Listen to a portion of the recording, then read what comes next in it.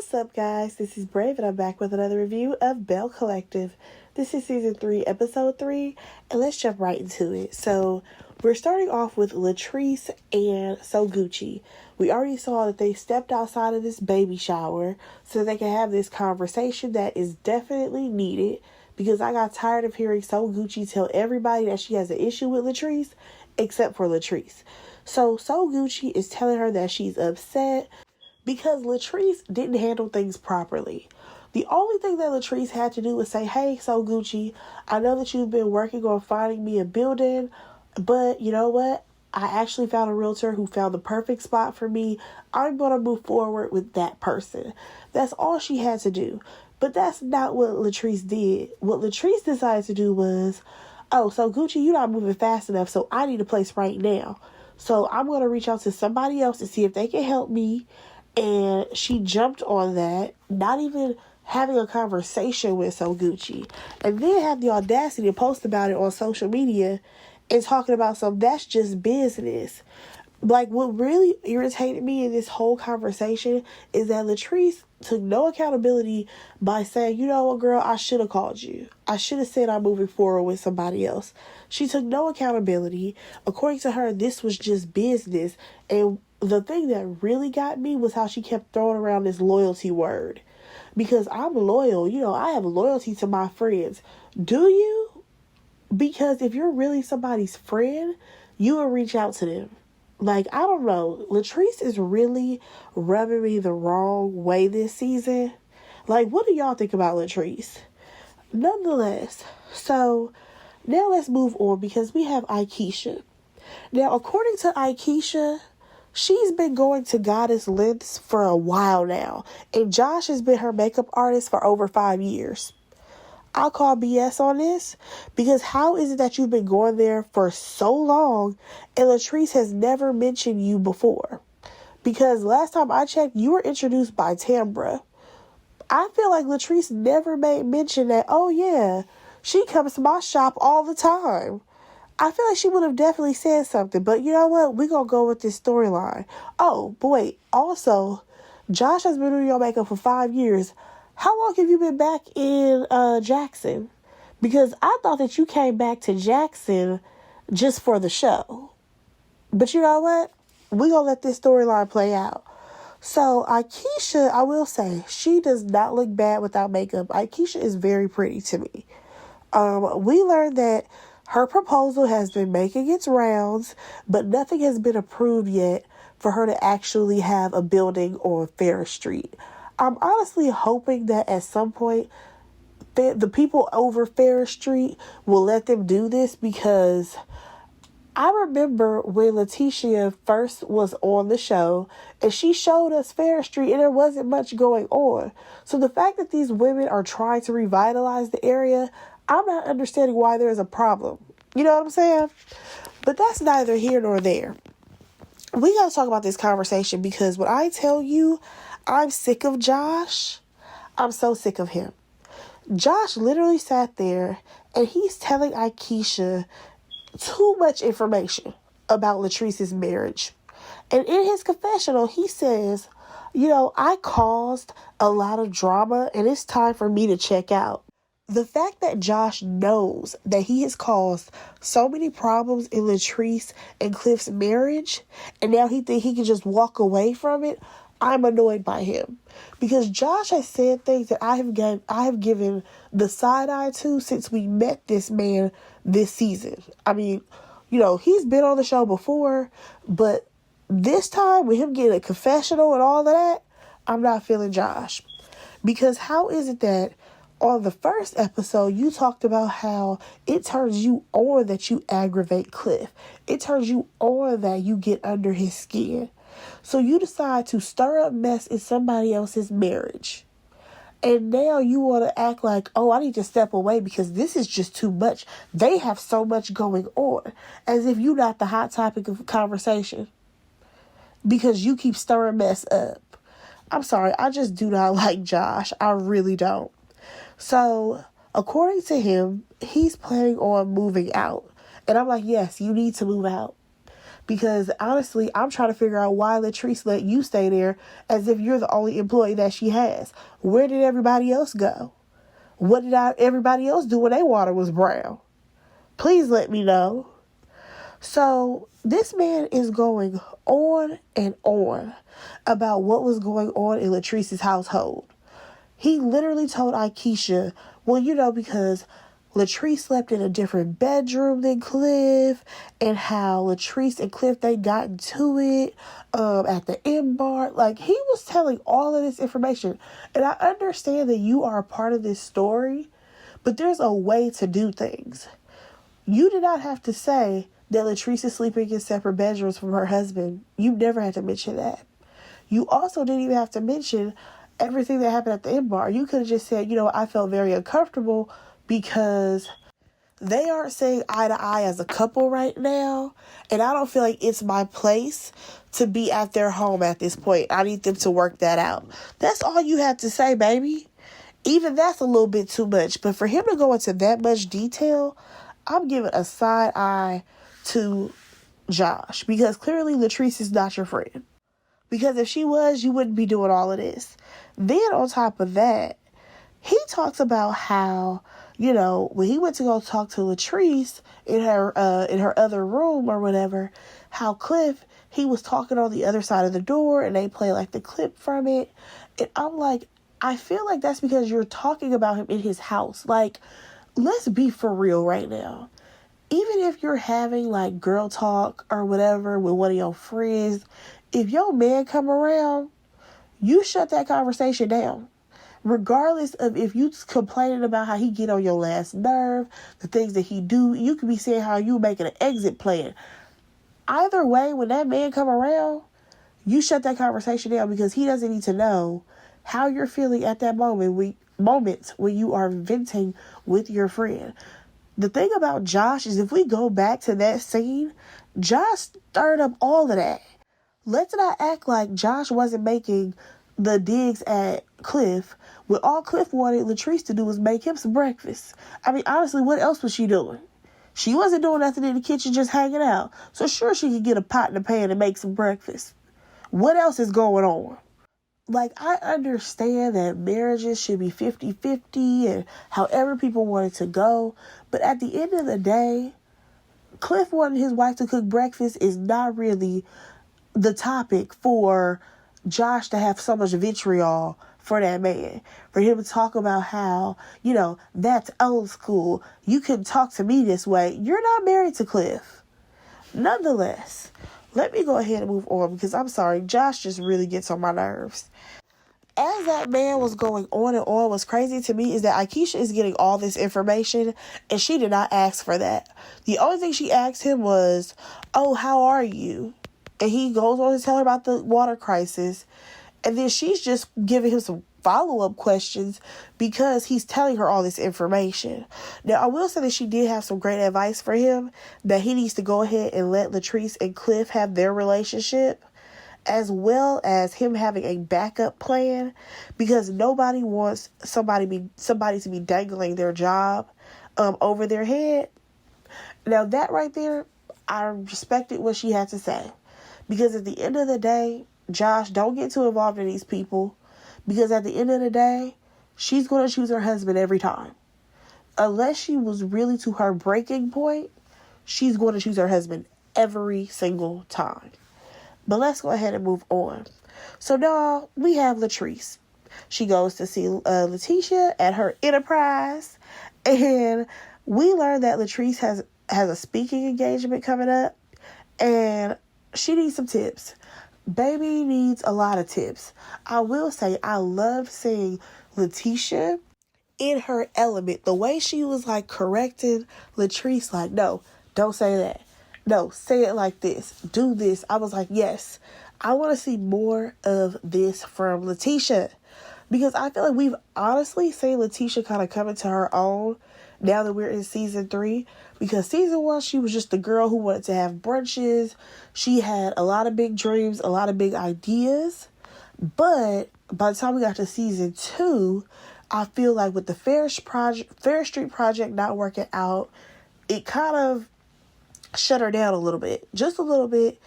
But she still wanted to go out there and see what other ventures she could get into. So now I feel like we're in season 3. I want to see more from Letitia on the professional side of things. Now, they had this conversation about their husbands. And Letitia, she said that, Glenn has a hold on her.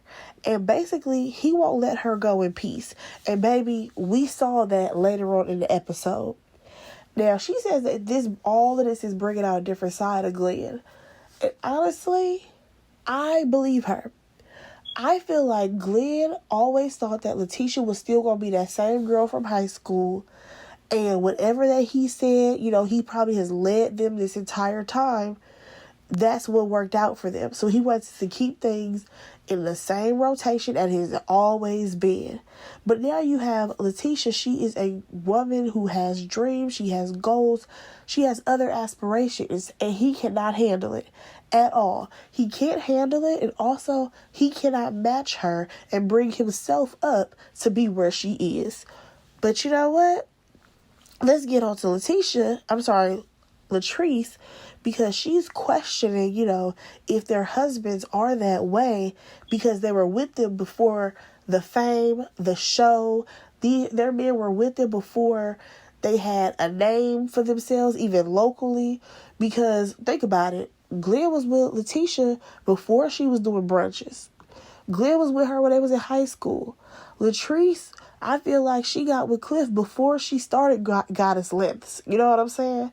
So before these women became self-made and who they are, they were with these men who saw them as less than who they were.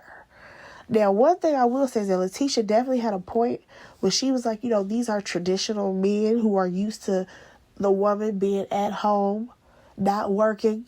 They have to, bring home the bacon or whatever. But they have never been taught to be with a modern woman. And I said, you know what? That's a word right there, because they have not, clearly. They are stuck in their old school ways, and they refuse to come up to modern times. So then Latrice asked Letitia when's the last time she hooked up with Glendale. And she's like, after the reunion, I had a few drinks, blah, blah, blah, blah. One thing led to another. Fine. So then we talk about Tambra, and Letitia is going on about how, Tambra is trying to make her seem like she's a liar, as if she misinterpreted something. But she's like, no, because you're basically calling me illiterate, and I did not misunderstand you. So here's the thing. Tambra just lied, girl. Tambra just lied on you. Because Tambra is just shooting out lies left and right, and she's quite delusional. Now, speaking of Tambra, let's talk about this conversation between her and Marie. Y'all, they talk about how Tambra be out here lying. Just straight up, girl, why you be out here lying and not telling the truth? Here's the thing. Listening to Tambra talk, I have realized that she thinks that her radio personality is her real life. Like, sure, you may have an audience, but girl, not you saying you have a rapport with them. Like, Tambra really sat up there trying to tell us how she was building trust with the radio listeners. Ma'am, they trust you to play the next song. They trust you to play, whatever the hottest song or whatever oldie that you're supposed to be playing. They are not building a friendship with you. They're not maintaining a friendship with you. What are you talking about? So Marie tells her that she dances around situations, and she does. Because Tambra is still out here lying about the whole Aikisha text message situation. So now they move the conversation forward, right? And they talk about her and Damon. Now, some ex of Tambra has reached out to Marie about how Tambra is out here lying. And you already know Marie is on the case. She's going to get down to the bottom of it. According to Tambra, though, her and Damon are not engaged. Good night. You have been wasting our time for 3 seasons. Please leave us alone. At this point, I don't need no more of Tambra and Damon. I really don't. Because you made such a fuss about how you can't live with a man who you're not going to be marrying. You don't have a ring, so why the hell did you move into that man's house? You gave us the whole runaround about how, oh, I really want to have a baby. Oh my gosh, I'm getting up there in age. I really got to have a baby. You won't even have sex with that man without a condom on. Like, you love to waste our time, and we're tired of it. But let me go ahead and move on, because we have Latrice and Akeisha they meet up. And they're meeting up at like this like kids big playroom type place. Now Akeisha brings her son and Latrice brings her grandkids. Baby, why was that child's nickname Ham Hock? I fell out laughing because that is the countryest thing that I have heard, okay? Come here, little Ham Hock. What? So Latrice is a grandma, according to her, and the ladies have a conversation. So Latrice talks about how, she still has a lot going on, but she might want a kid. And Akeisha has to tell her, girl, you're always going to have a lot going on. You're always going to want more money, more this, more that. And if you want to have a kid, that's absolutely fine. But just know that it's never going to be the right time. You're always going to be busy. So what's really stopping you from having a kid? Is it that you don't want kids, or is it that you don't want to have kids with your husband? I said, ding, ding, ding. That may be it. Because let's not act like that's not a real thing. Look at Jeannie Mai, y'all. So the thing about Jeannie Mai is that she was married to this one guy for years. But she was so adamant with saying, like, I don't want to have kids. I don't want to have kids. I don't want to have kids. Baby, she got a divorce from that man. She met Jeezy. What did they do? Fall in love. He probably really treats her how she needs to be treated. They had a whole baby, okay? They had a baby. So that's a real thing. So what's up, Latrice? Is it because you don't want to have a baby with Cliff? Or what? But she swears that it's her. She's the issue. So Akeisha, she talks about the Josh situation. And here's the thing. She's asking these questions, but Latrice is super confused because she's like, how do you know anything about this? So she asks her, is Josh all in y'all business, or did you put him in your business? That's a valid question. I feel like there's a mixture of both there. Because clearly what? Boundaries have been crossed in that situation. Because I definitely feel like she needs to stop venting to Josh. For sure. And then on top of that, Josh was starting to mess up in their marriage. So Latrice, she's taken aback by all these questions. She's like, what do you know about this whole Josh situation? So Akeisha, she explains that she talked to Josh. And now Latrice is feeling away. And I don't blame her. Because at the end of the day, Akeisha should not have known all of the information and details that she did know. Because at the end of the day, like Latrice said, I shouldn't know anything about you and your marriage the same way you shouldn't know anything about me and mine in this much of a capacity. So, according to Latrice, Josh said some things to her husband that her husband did not like. And Cliff felt like, listen, we're helping you out. How are you coming at me being disrespectful? Which makes sense to me. Like, I know that there's a lot of people who feel like Cliff is this, that, another. Was he disrespectful when he was yelling at Latrice? Absolutely. However, that does not negate the fact that Josh is coming in hot probably because we're on TV. And at the end of the day, it's only embarrassing his friend Latrice. So, nonetheless, Latrice says that she does realize that Josh, he may be trying to defend her, but he's too comfortable. So they definitely need to set some boundaries. And honestly, if I was her, I would probably have to even separate from, the work thing as well. I'm gonna just be honest. But let's go ahead and move on. So we have Tambra. She's having dinner with Damon. She talks about doing a podcast. They talk about them having conflicted schedules. And according to her, she was bribed to live with him, and she still wants her own place. That's all I gathered. I don't care about Tambra and Damon. Unless Marie is about to bring out the drama, but with the ex-man, that's when I'll pay attention. Y'all, we gotta get to this last scene. Letitia goes to see So Gucci about this place that she's supposed to be moving into, right? The place is fully furnished. Now, to me, the furniture was questionable, but we gonna rock with it. Marie shows up because what's Marie gonna do? She's gonna sign the lease for her. Now, I will say this. I love this because at the end of the day, this means that Glendale can't be trying to fight Letitia about the place because technically it's in Marie's name.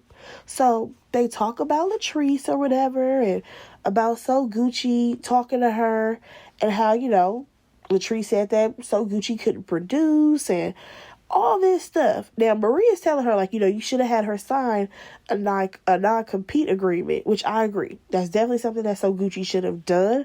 But I feel like she probably thought, I don't need to do that because that's my friend. You know what I'm saying? You don't really question your friend in that way. Nonetheless, as they're talking, y'all, guess who comes to the door?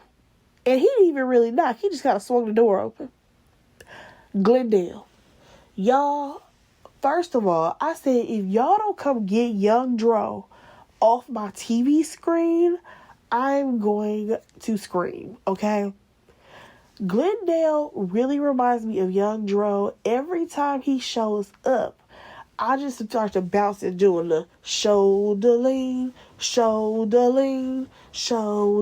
every single time. Nonetheless, this man is hollering about how Letitia is trying to take his son away. You have Marie yelling at him, talking about some, why is you stalking her? I fell out because that country accent, oh my gosh, I must say I love the way Marie talks. So, the next thing is that they are going back and forth, y'all. We have Marie and Glendale going back and forth, right? Arguing to the top of their lungs. Letitia is trying to calm, the situation down. So Gucci really wasn't too involved. Except for when he started yelling about how you gonna get a new place? How you gonna take my son away from me? And so Gucci has the paperwork, no, this is actually Marie's place. So now he real upset. How you gonna sign a lease with my wife? All this stuff. I mean, going off, okay? Now, here's the thing. This man has a tracker on Letitia. He also mentioned how, Marie needs to worry about the married man that she got. I said, now, sir, how you know about this? How you know she got a married man? There was no real denial about her being with a married man, but at the end of the day, that's her business, not mine. Young Dro, do you have Letitia's emails? Are you getting Letitia's text messages sent to your phone? What's going on? How do you know this? Because, again, he kept yelling, right? But he said something along the lines of, I know more about y'all friendship than you think I know. I feel like he has Letitia's entire phone tapped. I really do. She need a whole new phone. She really do. A new laptop. She need all new everything. So, again, they were yelling back and forth. I have to say that I laughed so hard when Marie was like, he needs to keep that little piece of his pants on ice. I was hollering. So he finally get out the house, right? He finally walks out. And here's my thing. What really pissed me off is that he kept yelling about how you try to take my son away from me. My son. Sir, don't you be on a boat. You literally be on a boat for 2.5, 3 weeks at a time. And then you come home for a week and a half, 2 weeks. And then you're going again. You're complaining because she's moving. Yet you are away from your son far more days than you are with him. If you don't get on my face with this, Glendale, somebody come get Glendale. I'm tired of him. So they go outside and talk.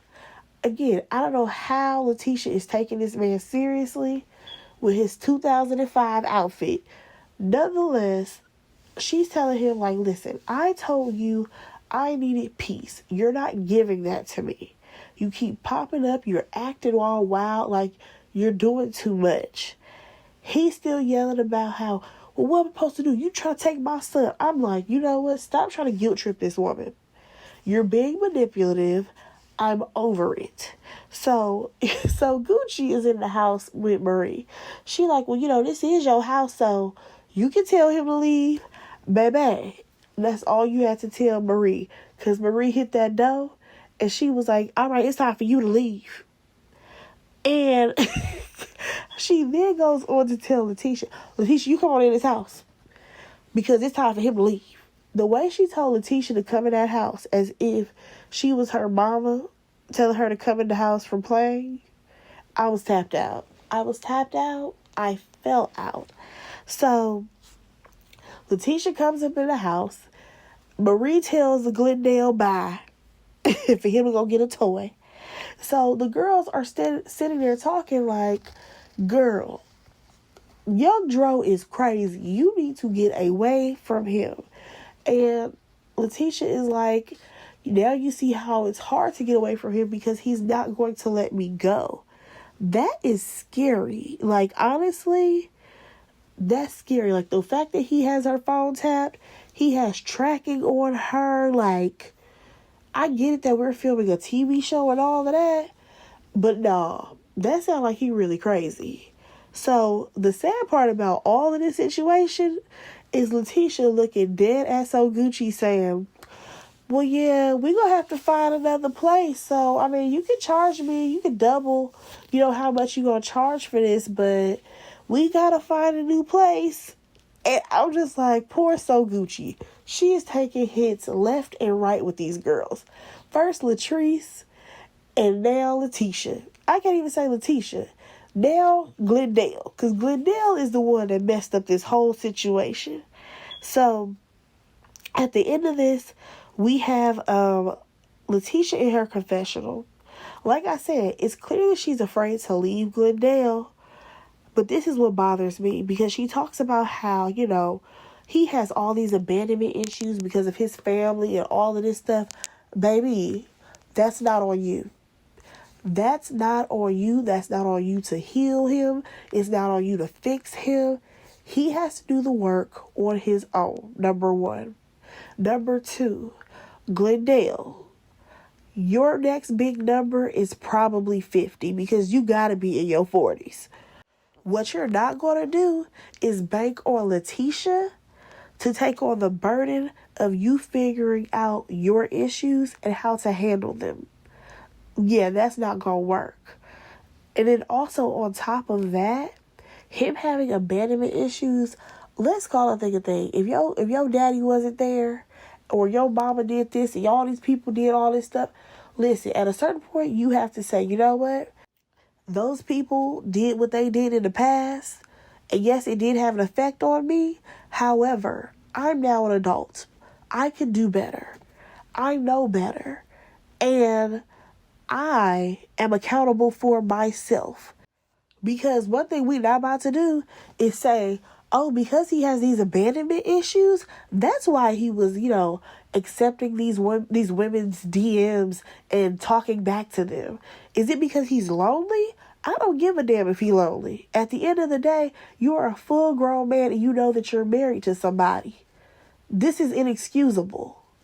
And then for her to talk about how, Josh is going to need his dad and all this stuff. Let me tell y'all something.